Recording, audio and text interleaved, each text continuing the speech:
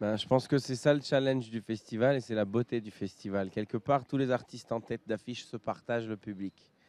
Et se dire que je vais me faire découvrir par les gens de Cabrel ou l'inverse, que mon public découvrira Francis Cabrel, qui est un monument de la musique française, c'est très intéressant d'un point de vue culturel, mais aussi pour nous, sur scène, de se dire que c'est grâce au festival qu'on peut atteindre de nouvelles personnes, des personnes qui ne nous ont peut-être pas forcément écoutés à la radio, à la télé, qui n'ont pas l'album.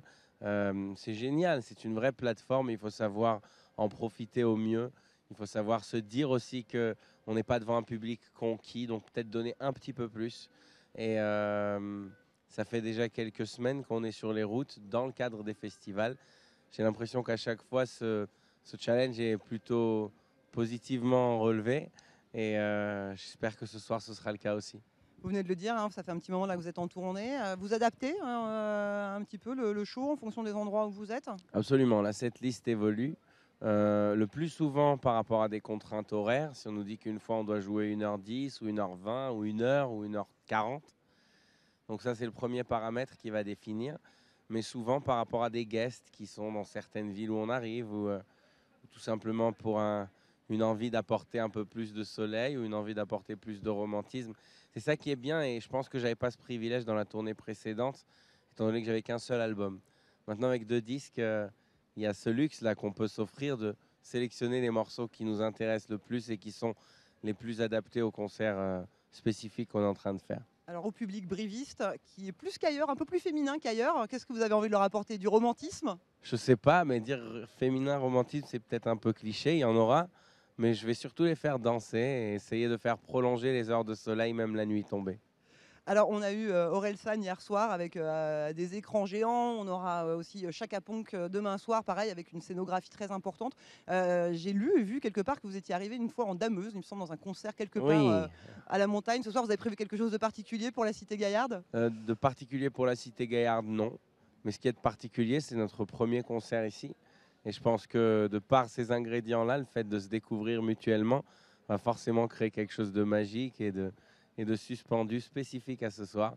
Donc j'ai hâte de monter sur scène, je ne vous cache pas.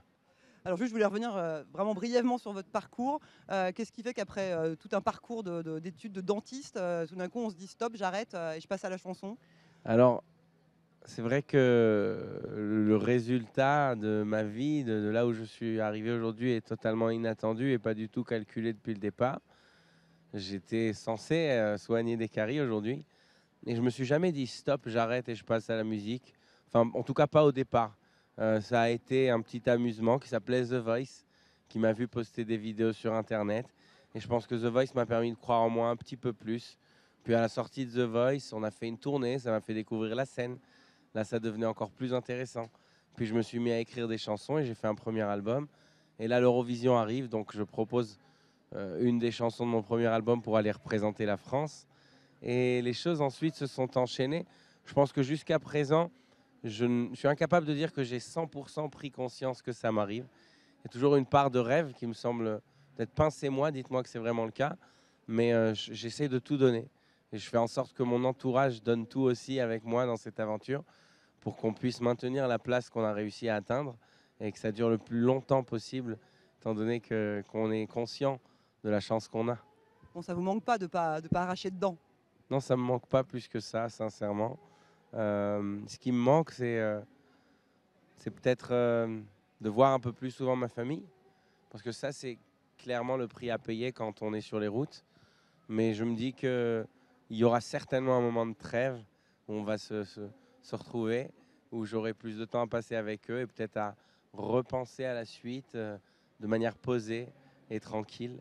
Mais pour le moment, je profite de chaque moment qui m'est donné ici. Puis je pense que le public, il est beaucoup moins stressé et prend beaucoup plus de plaisir à l'idée de venir vous voir sur scène que dans un cabinet. J'espère.